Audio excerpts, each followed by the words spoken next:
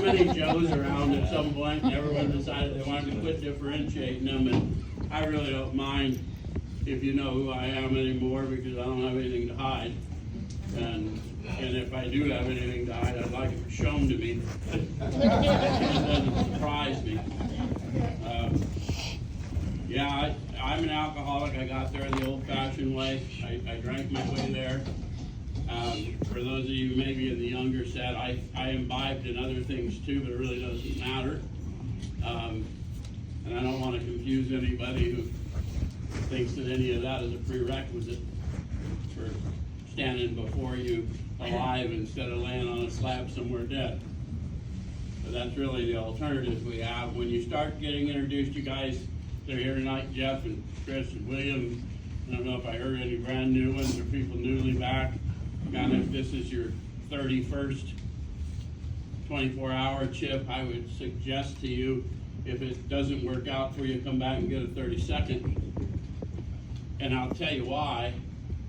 I had so many 24-hour chips by the time I finally surrendered to this thing that I went back to the homeless shelter where I entered from, and I supplied the 24-hour chips at that shelter for a good, 2-3 weeks. People that know, if you're at the homeless shelter, the one thing you go through is 24-hour chips. So we were talking about a grip of chips. And I never took a chip after that, and I'll tell you why, too, in the course of my story, but briefly now. I was told by somebody when I was going through those struggles that I should never lose the humility it takes to stand up and say I fell short again. That if you could just hold on to that little shred of humility and just stand up and say you're newly back, however many times it takes, you got a shot. So I heard people chuckling about having more than one 24-hour chip, so I'm speaking directly to you. Hold on to the humility, don't laugh about it, it's not funny, because it is terribly painful to feel like you're a failure at everything in life, and then something seemingly so simple as this, I'm failing at too. Well, there's nothing simple about it, because when I come here, I'm clinically insane. So everything that logically makes sense to the rest of the world does not make sense to me. And that's why we get to share, in a general way, what we used to be like, what happened, and what we're like now, just as the authors, our founders, intended.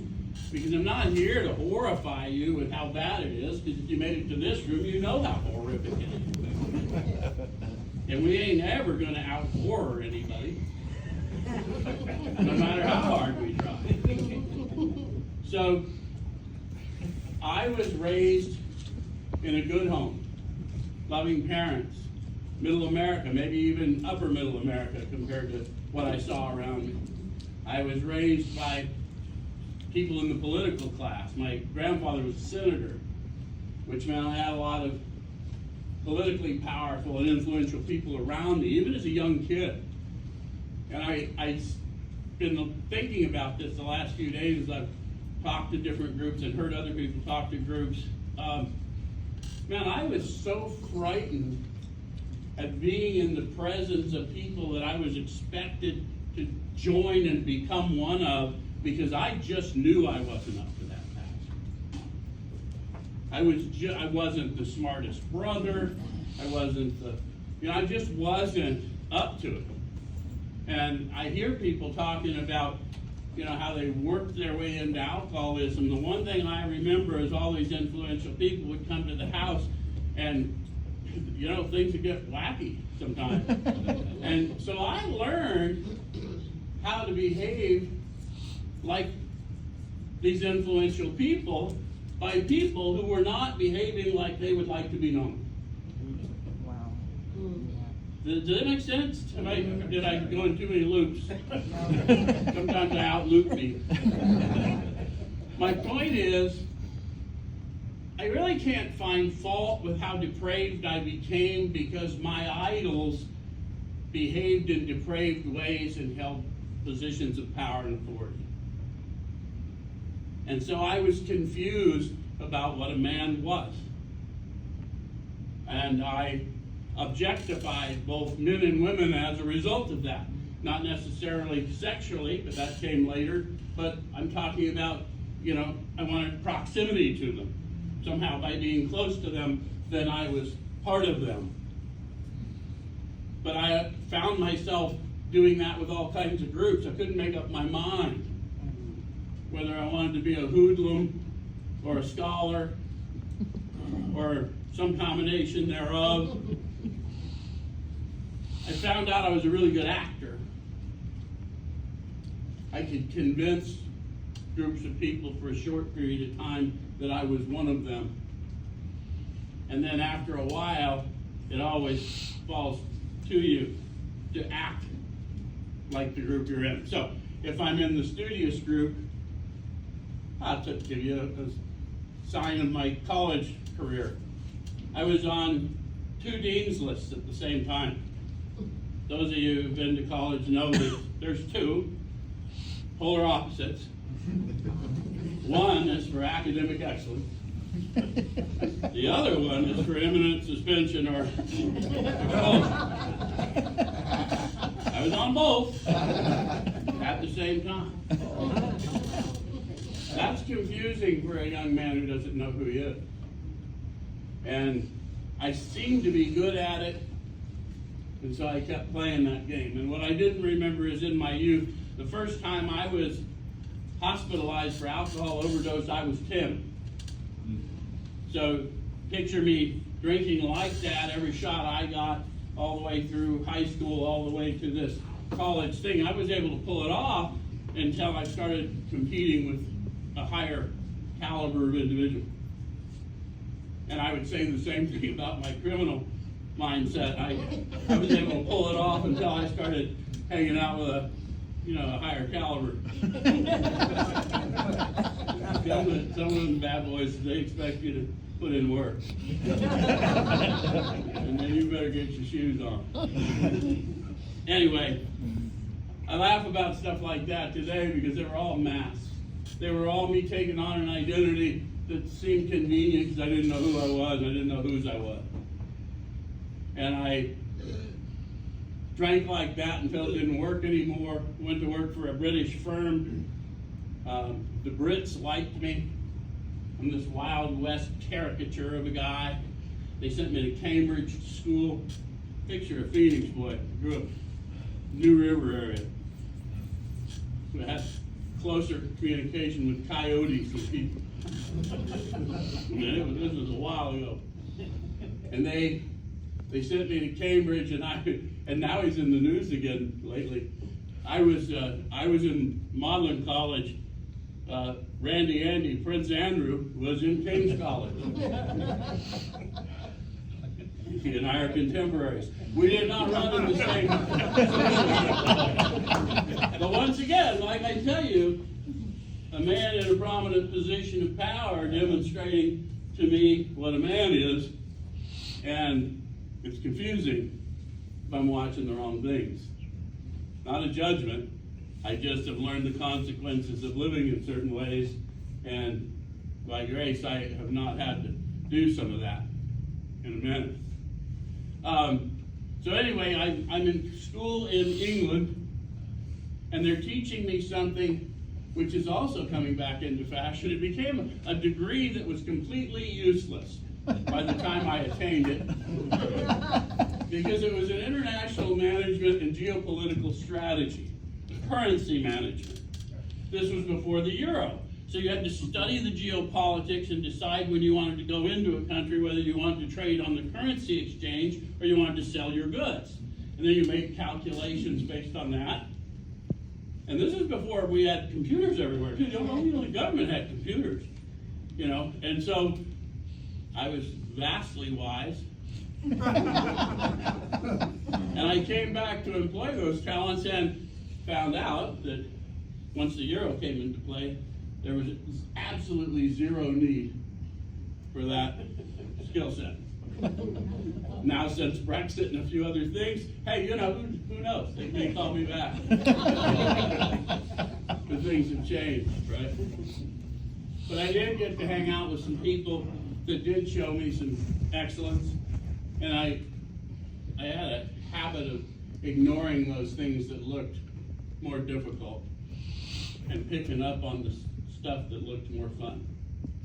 And came back, and I was full of arrogance from having had that educational opportunity, and the Brits soon figured out they could run their business without me. So early on in my professional career, after they'd spent a grip of money sending me to school, they sacked me. And I learned 2 lessons from that.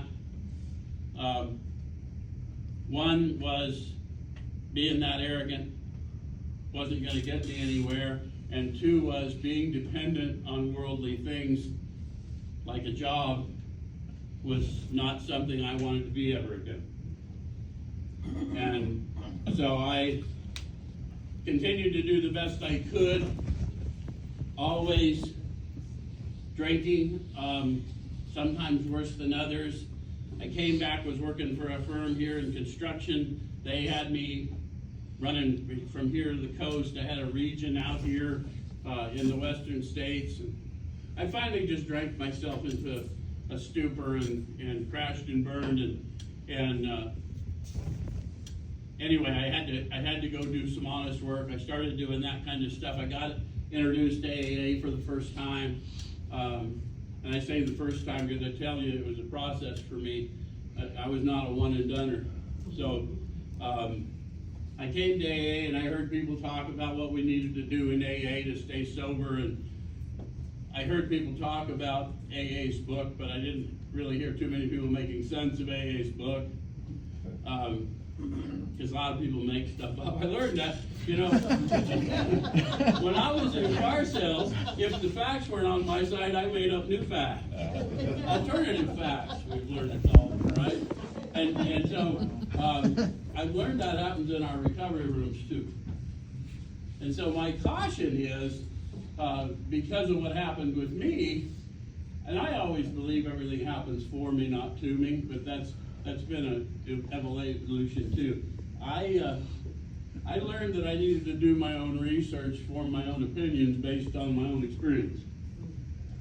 And so eventually I got to where I was doing the AA thing, but I really wasn't in the AA manner of living. I was going to meetings, I was going to jails and institutions, I was hanging out with some of you guys have been here long enough, you know some of the ones I was hanging out with. I was hanging out with Black Wally and White Wally, and I don't know how you go through a list of names, but it's boring to any of you that weren't here then. And it was fairly boring then to me too, because I'm about to tell you why I didn't stick. But anyway, I really never encountered this walking in power, this awakened spirit that AA seems to suggest. I mean, we read about it at every meeting. The goal of recovery is not abstinence, it's awakened in the spirit. Completely different thing, right? Awakened in the spirit, I know who I am and I know whose I am. Then I walk in power.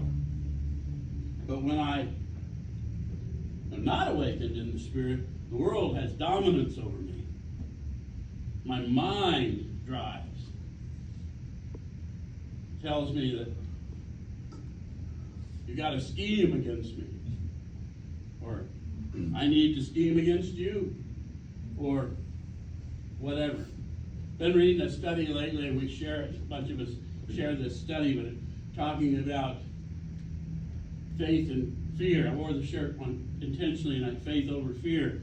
And we've got all these cliches about, you know, faith and fear demand the same thing with you. Right? Both require that we believe in something we can't see. And that would be true if you weren't spiritually enlightened. Because fear demands that I believe in something I can't see, but faith does not, because it's the substance of things unseen. It's my belief, my ability to move forward into a reality I know already exists, even though it's not visible. And I only bring that up because what AA gives you when you fully embrace the manner of living is they remind you over and over, faith without works is dead. And what is the works? Well, they're not as complicated as we say. The works are, from the tradition I come from, believe in the one he sent. His power, his love, his way of life. So everything that's done for me, done through me, is him. And sometimes I fall short, and then that's not him, but I'm still operating in that grace. Because I get spared a lot of things. And the reason I say they aren't the same thing is when you're walking in faith, we really do see and hear, right? We really do. If you're new and you don't know what I'm talking about, that's okay. I am not a religious guy, but people consider me one. I mean, I'm the guy in the Episcopal Church that got kicked out of the congregation for drinking the sacramental wine. That's what kind of a religious spirit I got. I knew where the religious spirits were held, and they did grape juice crap for us. But I have come to believe, as a result of these steps, that there's a power down on the inside of me that wants more for me. And he wants more for you, and he intends to use me to tell you that. Amen. And not only does he intend for it, he demands it. I hear people come into recovery and say, I choose to whatever. And I want to tell you, if you're sitting in these rooms, the chosen don't choose. So, understand, you didn't get here by accident. A lot of people don't get to our rooms, and I know we say silly things in our rooms. Lord knows we've all said silly things. We're not criticizing who says silly things. But I do believe the meeting name Sobriety First is a pointer to something y'all, if you really want to live and live abundantly, want to pay attention to. I can't make a joke out of your recovery or mine, because there ain't nothing funny about being able to stand here and talk to you from this foundation, because there's no reason that I should be able to. Before my drinking was completely over, I go over it because it's in a general way, and I'm not trying to scare anyone, but this guy who went to Cambridge ended up homeless on the streets of Phoenix. And any of you who've ever done that know that it is not a condition that most of us are prepared for. And I experienced fear at levels that I don't ever want to see anyone else experience. And I experienced delusion as a result of that, and self-seeking behavior, because I was so frightened I wouldn't have enough. I'm still affected to this day by some of that. That's why I'm such a chubby fellow. Because I'm always afraid there's not going to be enough. It's even when I know, after all this time, that there's more than enough. I'm still working on those areas of my life. And I like to tell people that, that there was some burning bush thing, but it happened to me over time. It kept coming back. I remember as a little kid, summer camp, my favorite song, the song I wanted to sing to my grandmother was In the Garden. And I wasn't this religious kid, but I'm singing about, and he walks with me, and he talks with me, and he tells me I'm his own. And the voice I hear as I tarry there, none other has ever known. He speaks to me. AA showed me that deep down inside every man, woman, and child is the fundamental idea of God. And that's not the same thing as make up your idea of God. Do not create your creator. That's nonsense. That's counseling crap. And I'm a counseling crap dealer, so I can say that. For those of you who don't know, I ran a fairly large treatment center for a while. So I'll go ahead and point out bullshit when I see it, huh?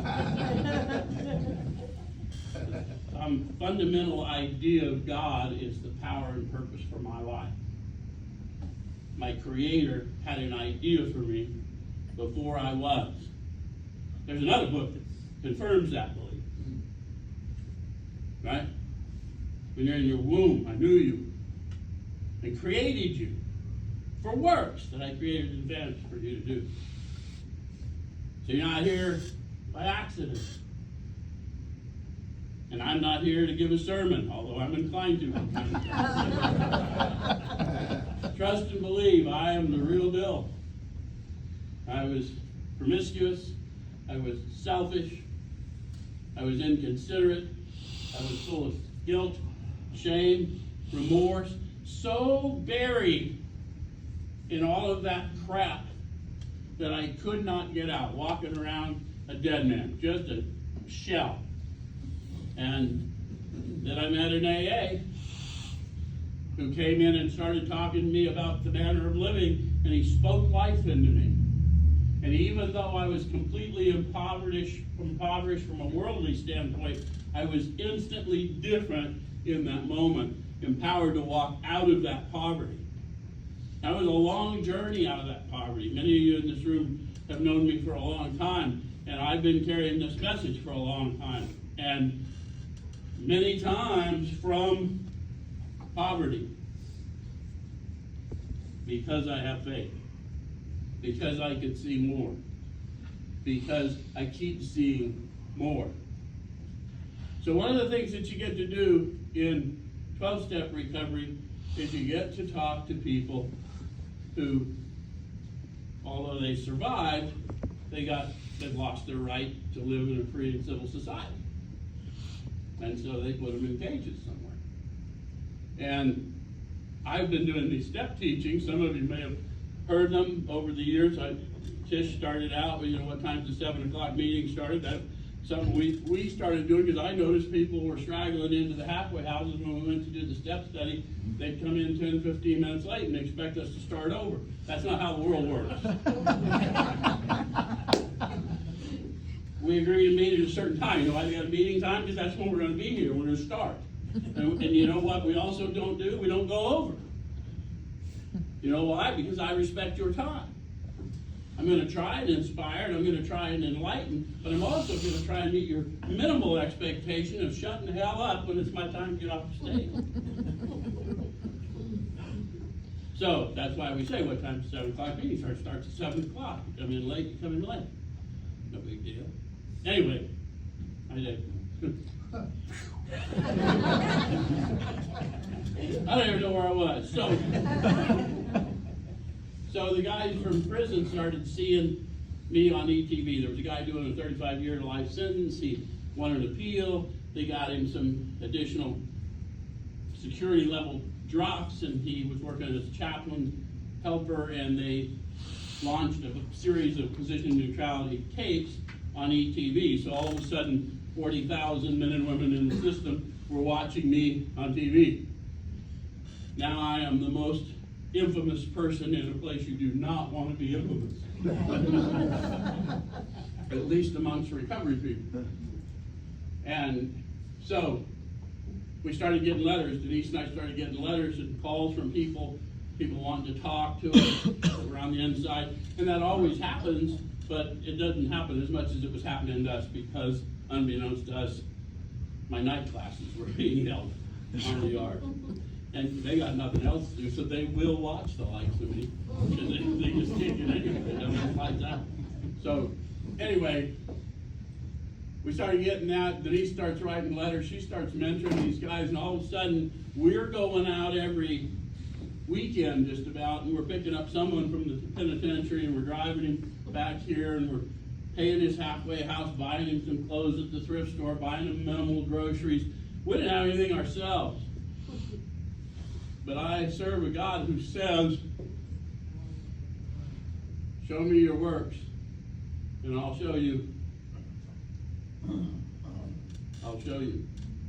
So we did this thing, and we didn't even know anyone was paying attention, but we started to see people getting out and getting well and doing better, and we thought, man, sure would be nice to be able to do this on a bigger scale, get it all done under one roof. So I'm at a CMA meeting. Any of you people ever been to a CMA meeting? Okay, I'm glad you survived. So I'm at a CMA meeting, and I'm doing a pitch on the steps, and this couple comes up to me. They're from, I don't know, somewhere in East Asia. They barely speak the English language. And they're Buddhist, and they wanted to ask me if we recognized what you were teaching, and our daughter is in trouble here in the United States, and because of our Buddhist faith, we believe if we do something good for you, good will come back to us, hopefully through our daughter. And I had to honor that faith, so now I'm interested in, what can I do for you? No, we'll do for you. We're going to give you a church. You got to think about that. You don't believe in miracles. You do not go to CMA to fish for people to hand you.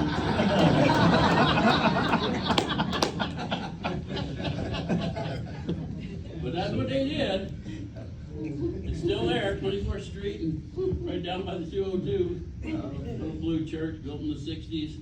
Anyway, we were going to put 20 beds in there, and then bring men back, and we were going to kind of build a little community center. We could not get the zoning. Down in that neighborhood, we could not get the zoning. And so we're stumbling with trying to do that, but in our process to do that, we met with some other people who were a little bit more well-heeled. And they heard our idea, and it sounded, although fanciful, we knew it with enough detail. I will tell you how much detail. The guy I did it with, the guy that had the life sentence, got out. That's how I found out he did the videos.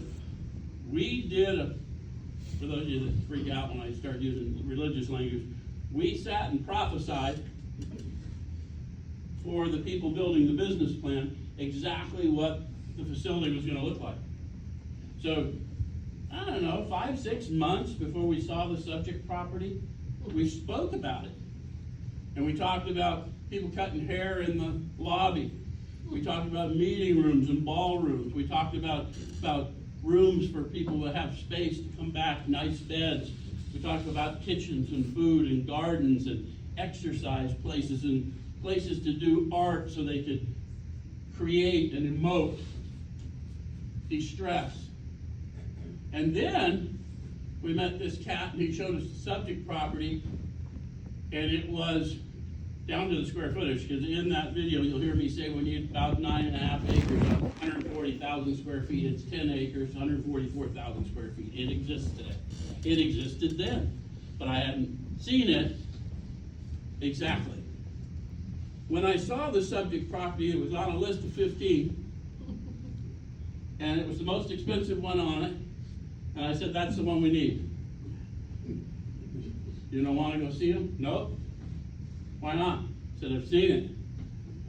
I said, when did you see it? And I said, the first project I was a construction manager on out of school was building that building. And so within a few months, we went back, after looking at it, we bought it. And any of you that know anything about that, that was the new Freedom Center, the first one. It was the old, Holodome, and then whatever it was. I don't know what the heck it was after 4 Point Sheraton. Yeah. Anyway, it's got 2 pools, one outside, one in the courtyard. And anyway, our idea was always the same: bring men and women directly from prison. Let's get them set up for success. We'll get them the therapy sessions they need, and they don't have to worry. We'll feed them, we'll clothe them, we'll teach them vocational skills, and we'll launch them, and get them set up for success. And we went and told the political people this, because everything had to, it just was such a weird idea. I remember there was a state senator was telling, Denise and I were down there testifying about something, and he said, I met these people, and they told me about this idea, and he says, I'm a faithful man, I'm a believer, but he says, that's a miracle I could not believe would happen, even though it was a good idea. And it was great testimony to hear him say it, because, I'm not telling you what Joe and Denise did, or Wayne, or Carrie Ann. I'm telling you what God did through us. In recovery, God is the subject of our experience, not the object of our belief. Don't objectify the world, guys. If you're new to this, the answers are on the inside. In the last analysis, it's only there that he may be found. Right? That's what the authors are so emphatic about. So anyway, we stood this thing up in the middle of, I don't know if you guys heard about it a few years back. There was this worldwide thing going on. People were wearing nose mittens. We decided to open this thing right when COVID got hot. And so it was a hootenanny, my southern friends. Because nobody knew what the health codes were. Our people are coming straight out of a petri dish. They've been on a prison yard, right? They got what everyone's got. They're dying like flies in there. So they're coming to us, and we're testing them before we can put them in. We don't have, like, a place to put them. I mean, we have communal dining, and, so we're trying to find rooms we can quarantine them in. And about the time we figured all that out, the health codes changed again, and who could wear what mask, and who could come in where, and it was almost a daily thing. And we were in a 30-year-old building, and the sewer stopped working. So there's, I don't know, at that time, probably 200 people fresh out of prison, and we got pipes that don't work. And I thought that was a curse, but I realized that the grace that we were serving that population, those people expected so little.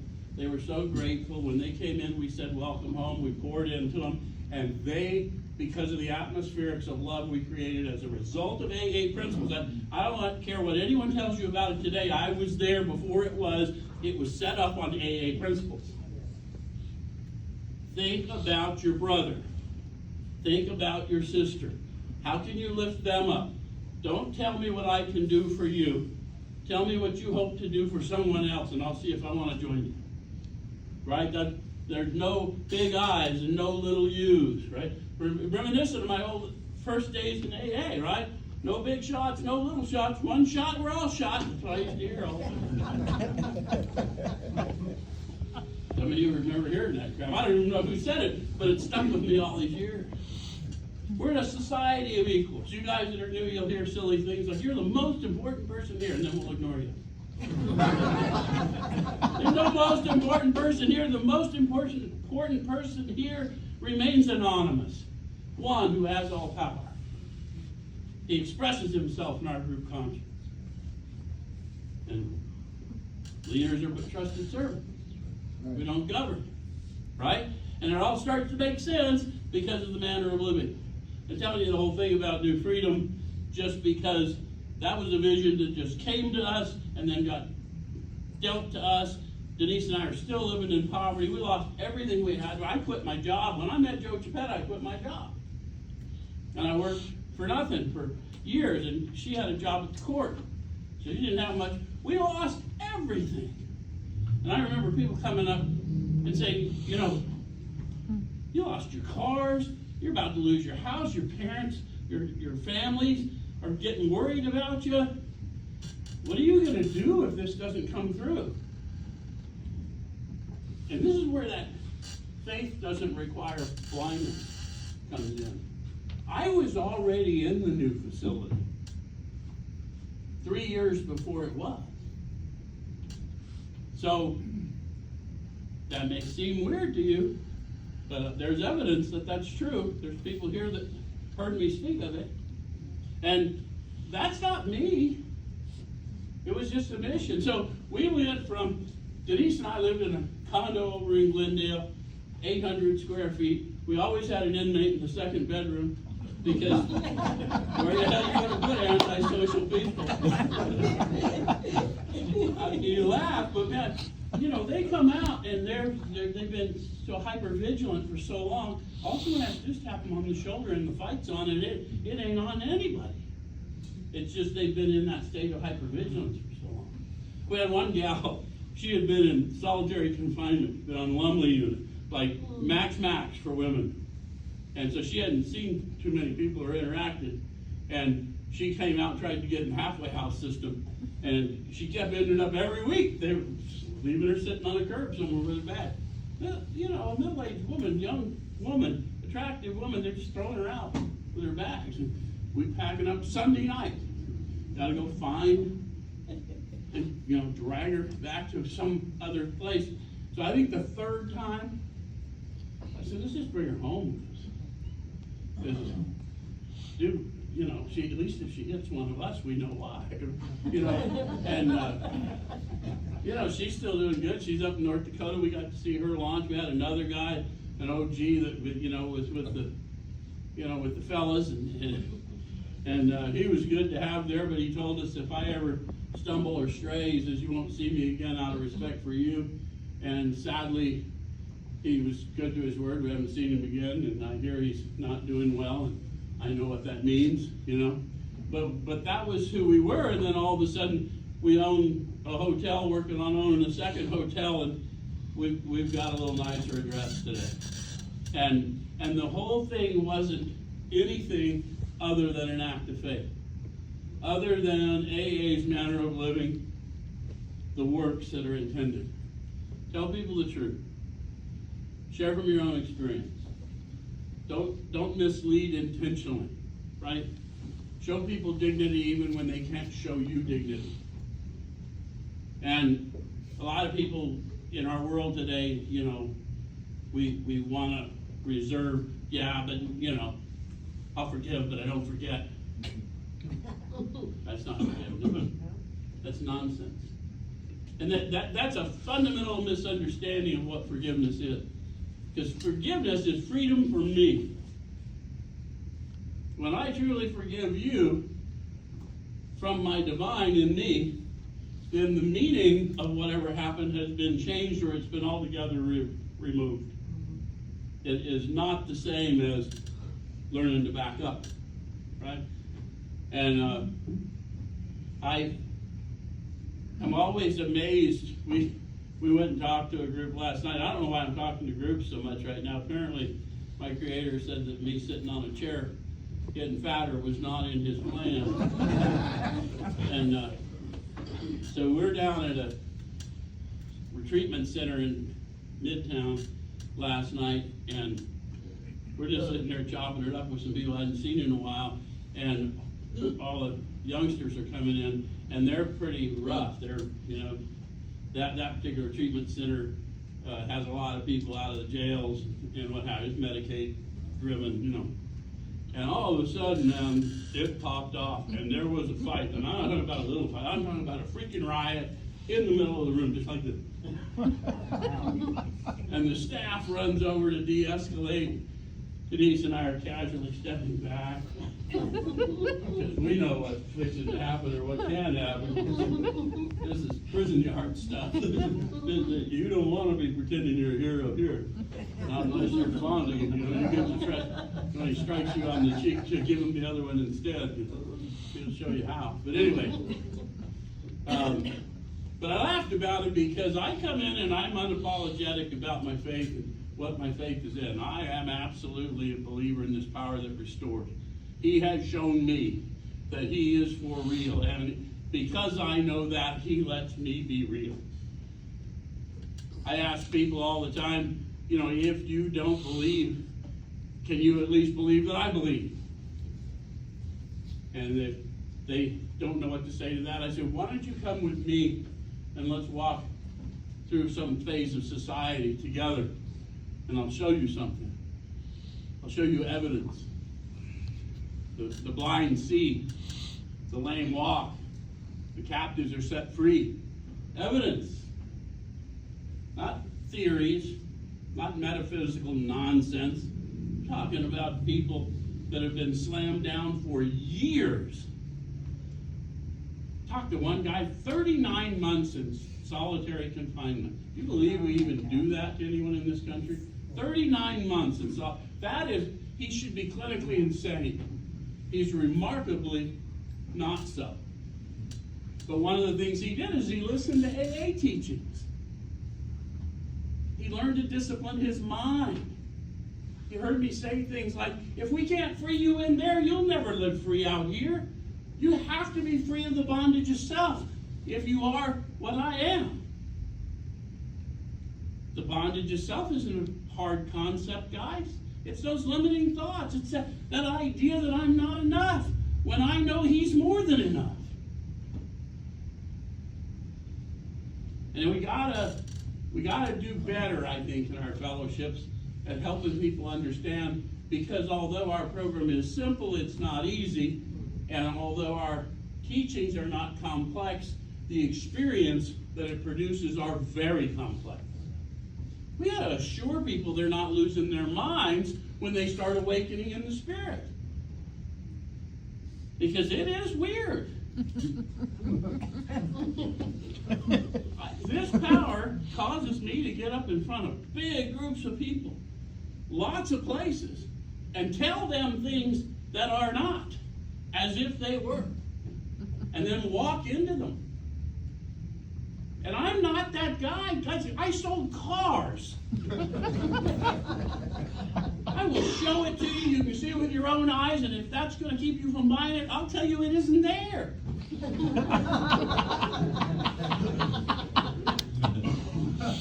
But when I'm witnessing to this power, number one, it's not me. Right.